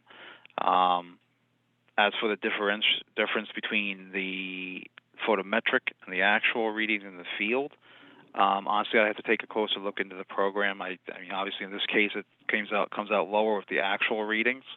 And as we're going forward with actual readings, as required, going forward with these types of sites, I think it'll be better to judge in that fashion. But as for the photometric, I think it's just the way the program puts the numbers out based on the data files. I'm not sure exactly why the discrepancy, though. Okay. Okay, so I would like to go to the public for public testimony. Tony, if you could read the case number. You're muted, Tony. Tony, you're muted. Sorry. Yeah, unmute yourself. Unmute yourself. You're there. Now you can start. Tony? Okay, 2019-158 BZ, 8903 57th Avenue, Queens. Okay, we're taking public testimony on this. If Yes. you'd like to give public testimony, please call in the number on your screen with the Zoom meeting ID number. That password number actually is not necessary. Okay. Okay, then. So we'll give it just another few seconds. And I would actually, assuming no one calls in, because we haven't had testimony on this and someone's in the waiting room, but they're waiting for the next case, then I would like to make a motion to close this. Call it Okay. now. Yeah, I'd like to make a motion to close. Yeah. Chair Perlmutter, Aye. Vice Chair Chanda, Aye. Commissioner Otley Brown, Aye. Commissioner Sheta, Aye. Commissioner Shabeta. Aye.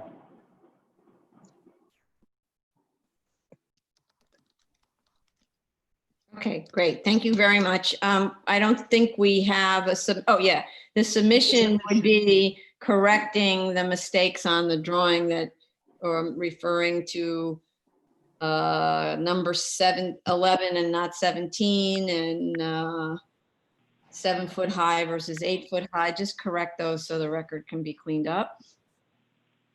Okay. Okay. Yep. Okay. Call the next case.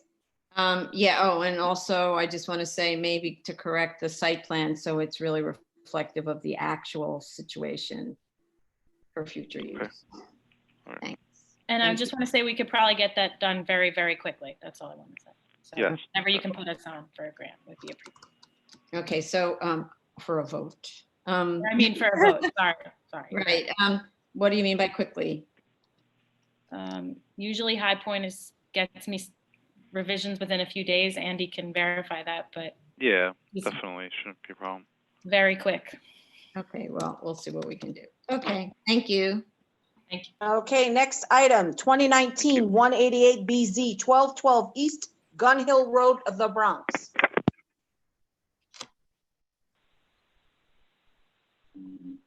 Okay, so we already have, I'm assuming Jared Jones in this, yes, and I think that's Neil Neil Weisbard, is 835, I think. 835, okay. Yeah, that's Neil. State your Yes, name. hi, Hi, state your name. Neil Weisbard on behalf of the applicant. Jared, State your name, please, when you can hear us, Mr. Jones.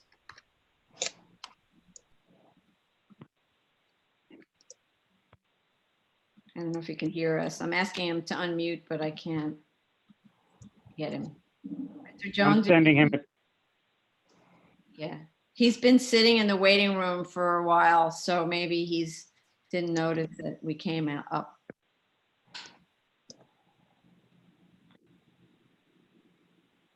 Well, I'm hoping we may not need him. So if Okay. we do, I'll make sure he jumps on. Okay, so let me swear you in, Neil. Okay. Do you affirm to tell the truth, the whole truth, and nothing but the truth in your testimony before this board to respond honestly to board member questions? Yes, I do. Okay, So before you begin, I had a chance to look up section 73-243, which is the special permit you're applying under, and it doesn't apply in residence districts, only in C11, C12, and C13. So it only applies in the overlay portion, not in the R4, I think that is. Well, so this wouldn't 7711 allow us to extend the district as the first step? And therefore, since it's less than 25 feet, it is actually considered a C12? It would if it's an existing zoning district that predated any change in the zoning. No. It is. That's why we've got that determination from the get-go that this is a pre-existing lot, which we submitted at the last hearing. The board had questions about the commercial use in the R district, and we submitted a ZRD1 that was approved by DOB, considering that this is a pre-existing lot. Okay. Okay. Assuming Okay. that, though, all of us have to, let me see.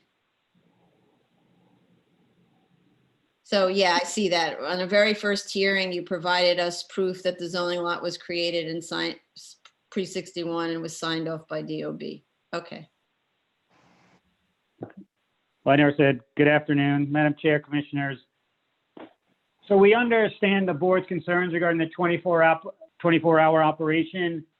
And since the drive-through lane is being pushed closer to the residences and the fact that there actually are no other residents in the area that operate 24 hours, a compelling need to request the 24 operation may be lacking. I mean, we're going to discuss further with the operator, but we are leaning towards dropping this request. However, if we believe we can provide a compelling reason that has no negative impacts on the neighbors, we'll provide such rationale to the board. We'll also send notices to all neighbors of the next hearing and that we will be seeking a 24 operation. But as I mentioned, we're leaning towards dropping that request. Mhm. Regarding written comments from the community board, the community board has voted to take no position on this application, and a letter from the community board was sent to or submitted to the board on November 13th, 2019 as part of our submission to a response to notice of comments. So I think you're not going to get any comments from them? But normally we get something. We get, what do you call it? A waiver note from the Yeah, community. they sent that. That's been provided on November 13th. Really? Oh, okay. Let me just go back. Community board. Yeah, we say CB takes no position. I haven't looked at that. Yeah, Daryl, go ahead. Daryl Ruffin. I was just going to say that it's in there for November.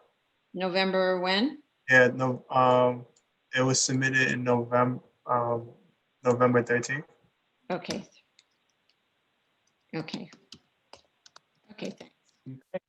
The chair had asked if the proposed work had been constructed, and the answer is no. There's been no work until we get through your board. Okay. Regarding the relocation of the doors of the trash enclosure away from the residences, we just need to check with McDonald's to ensure that this can be done operationally. We're hoping it's not an issue, and we will revise the drawings to reflect that the doors are now facing away from the residences.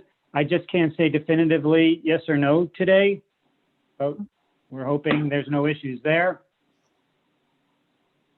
regarding the single row of landscaping adjacent to the residences. Jared and I spoke. He's having technical issues. Is he texting me? Yeah, But he no, just needs he's to- here. He's here. Say hello, Jared. Unmute yourself, please. Yeah, Neil, I'm on. Sorry about that. Okay.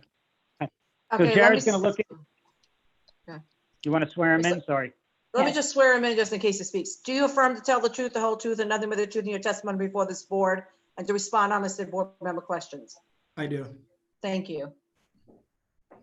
So it's very narrow back there, and Jared's going to see if he can fit 2 rows of bushes or tree arborvitae and still meet the parking requirements. So we're just going to have to look into that. We can't respond right now to that, but we'll try to satisfy the board's request. In regards to the fencing adjacent to the residences, we'll work with Acousta Block, who is the acoustic fence, and they have various designs that they can install, and we'll work with Acousta Block and McDonald's and provide an attractive design to the board that the neighbors will be happy with. I believe all the other comments were related to the 24-hour operation, which we're most likely abandoning. And then finally, the sound study that was provided. I know that yesterday, Jared and Commissioner Chetta figured out a way forward, and Jared is currently working on that. So I'm not sure if we need to talk about that anymore. I think it was clear from yesterday's hearing what the board's looking for. Mm-hmm. Yeah, And I Commissioner believe- Seta, as discussed yesterday, I've requested the information from the manufacturer as to how they tested the material, what they tested it, what the speaker specifications were. So when I have that, I will gladly provide that to the board. Okay. Thank you. You submitted the testing material with this project, didn't you? No, not this, not the backup that we were talking about. Yes, but yesterday you asked for, you were asking about the testing method, what they used to test it, and further detail. So I currently have the request into them to provide, so. Mhm. Okay. Okay. And I believe that was it. I have a question about the planting along the residential property line that is not adjacent to the very well landscaped triangle. It says, the drawings say there is a 5.7 foot distance from property line to curb. And by the way, the curbs should all have wheel stops in front of them so that the cars don't drive into the plants.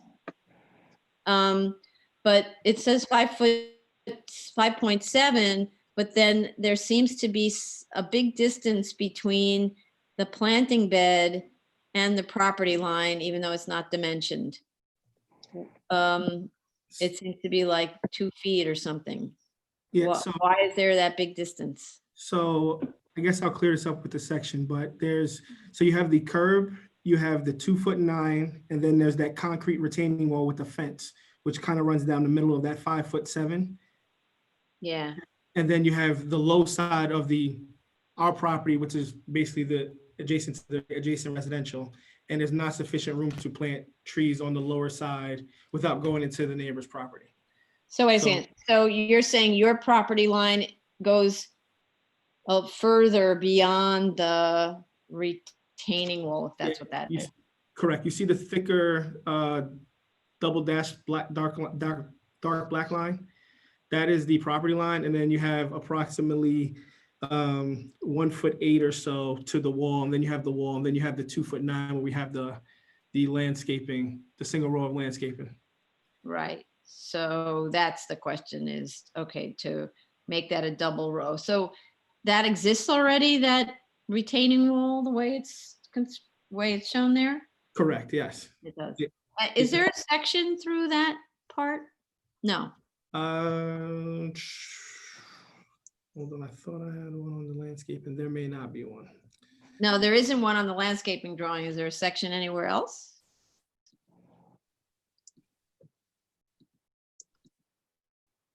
Not I don't one, not one for the wall. No, I can add one for you to make it clearer. Okay. But that's an existing condition. That is, yes. Okay.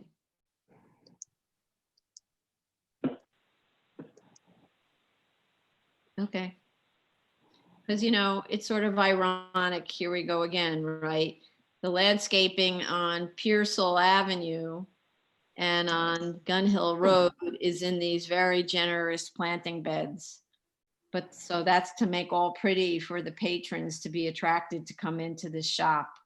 But when it comes to your neighbors doing That all was done pretty- because the board requested it, actually. Yeah. No, the board may have requested it, but you know, but when it comes to the neighbors, you don't get the same treatment. That's what I mean. So, But- Madam Chair, if I may, Yeah. I mean, with the existing wall and then the existing chain link fence, and then when we attach the Acoustic block fence, I mean, that's gonna act as a screening too. And as Neil mentioned, we'll work with Acoustic fence to figure out what kind of pattern or how we want that fence or the Acoustic block material to look. So just that alone, they're not gonna even see the McDonald's or the landscaping that's going to be there. So this is a 3-story brick building, really? The adjacent property. Again, let's do this one more time. You live there. What do you want to see? No, I understand that. But there's planters there. We have this the 8-foot high- I do this again. You live there. No, never mind you. Your mom lives there. No, I understand that. What does mom want to see? And she's really mad because you work for these guys. And she's like, you're doing what next door to my house? No, but that's what I'm saying. We're putting in the screening from the fence. We're also putting in the screening from the landscaping. We're looking at putting an additional row of landscaping. So I think we're doing the right thing here. We're looking at all these options. Okay, just remember what I said. I hear you. Whichever one touches your heart more, it's whether it's you, your mom, somebody who's dearer to you than those people, they live there. Understood. Okay. All right. Any other comments from people? Any other comments from commissioners on this? Anything else you want to add, Mr. Weisbord? No, Okay. So it obviously would make this a lot better if you got rid of the 24-hour drive-through and then Yes. proposed a reasonable stop time that's not 1 a.m. More like, I think the original one was till 11. there was never an approval for this, but they've been operating this way with these hours since at least 1984.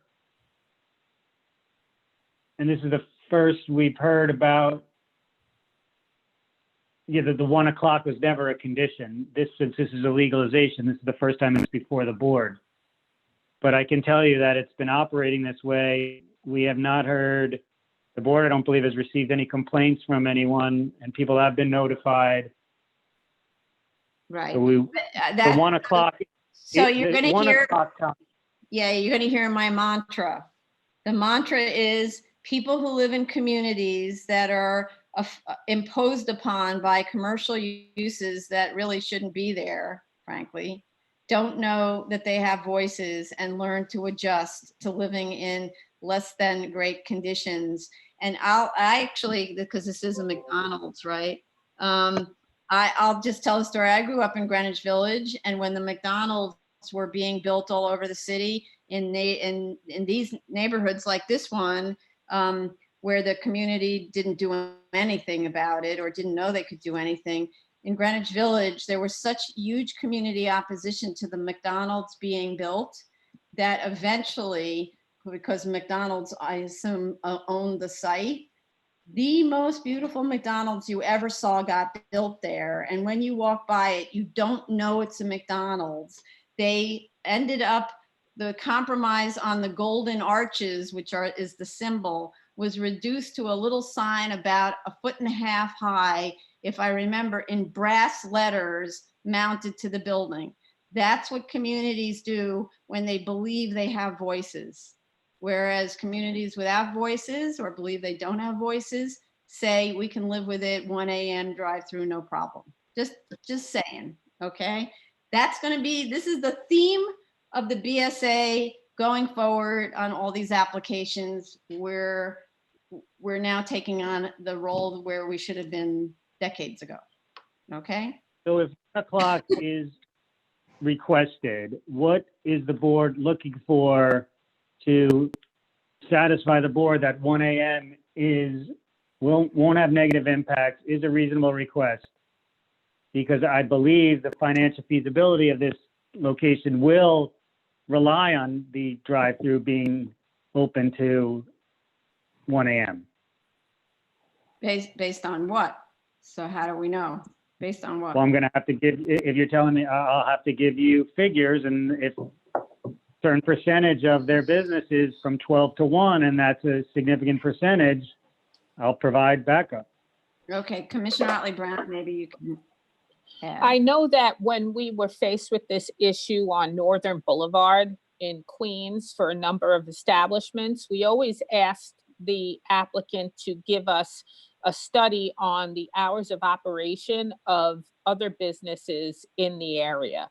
So I would say you need to poll the other businesses in the area, in this particular area of Gun Hill Road, and find out what the average hours of operation are. Basically, give us a range and the different businesses, and then we can look at it and decide whether or not we think 24/7 is appropriate. I doubt it. I don't know of anything else that could possibly be 24/7 in that area. I think Mr. Weisberg acknowledged that there aren't other 24/7 establishments Yeah. now. No, I think what we're talking about now is the 1 a.m. stuff. Right, so then show us Yeah, I the stuff understand. that's 1 a.m. Mhm. Right. And if nothing is 1 a.m., then I don't know how you can justify why you should have 1 a.m. Right.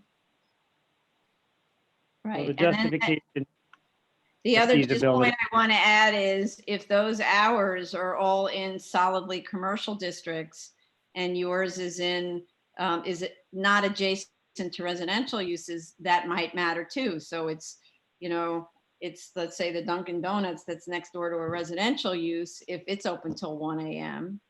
versus, right? Because otherwise there's no restriction by anybody. It's not bothering anybody, kind of. Right. Right. Okay. Okay, I understand the analysis. Okay, great. Thank you. All right, so let's open this up to anybody from the public who might want to participate. So this case is 2019-188 BZ, 1212 East Gun Hill Road, the Bronx. Okay, and in the meantime, maybe you can give us an idea about how much time you need. Well, Jared, are you still on? I know that Jared may have had to jump at 4. No, I would say it's probably going to be 3 or 4 weeks before we get everything back in, get all the I's dotted and T's crossed. So 4 weeks to submit, is that enough or should it be more? No, 4 weeks should be sufficient. Okay, I'm not saying we can accommodate that short a time, but it gives me Understood. that. Okay, No, understood. all right, so I don't see anyone in the waiting room calling in. Commissioner Shabeta, you had mentioned about notice to neighbors. If we're just talking about maintaining the hours as is, which I believe is 1 a.m., you think? It's up for me, tell them. I wouldn't think it's necessary at that point. Okay. So, Mr. Weisbart, if you're going to try to make an aggressive argument for 24 hours, we would need all the neighbors notified, but I wouldn't recommend that you pursue that route. Okay. All right. I think we've done this. Thank you very much. Appreciate both of you Thank you. calling in. Okay, call next Great. case, Madam Chair. Wait, 1 second. Mr. Weisbart, did you have a question? Okay, no. Okay. They jumped out. Okay. Thank you. Yeah. Okay. 2018-192 BZ, 229 Lenox Avenue, Manhattan.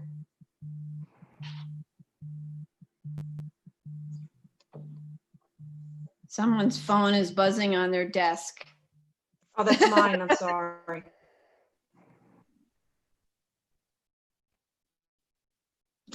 Still here, sorry. 1 minute. This is, who's this one? Oh, we have someone in, Frank Noriega, he's in the waiting room. Oh, he's, okay, he's got it. And somebody named Mark, I don't know who that is.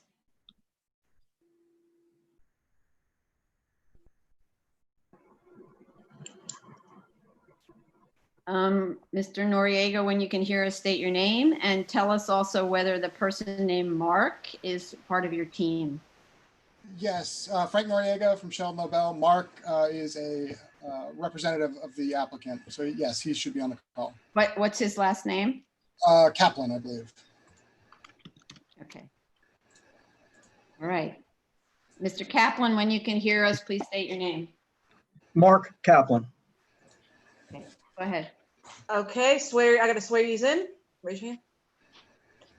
Do you affirm to tell the truth, the whole truth, and nothing but the truth in your testimony before this board and to respond honestly to board member questions? I do. I do. Okay, waiting for the chair. You don't have to wait, I can hear you. Oh, okay, proceed. Good afternoon, Madam Chair and Commissioners.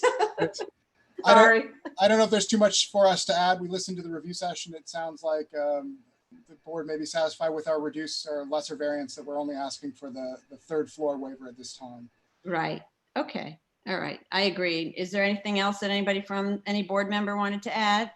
And I don't think there were any submissions. So we could just go to the public, see if there's any public testimony.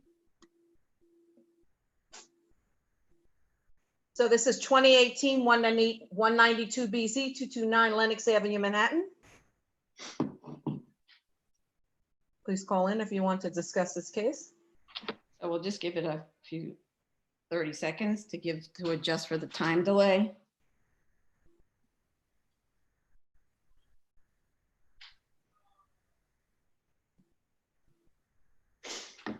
Okay, so I would like to make then a motion to close, and there's no further submission. So a motion to close on this.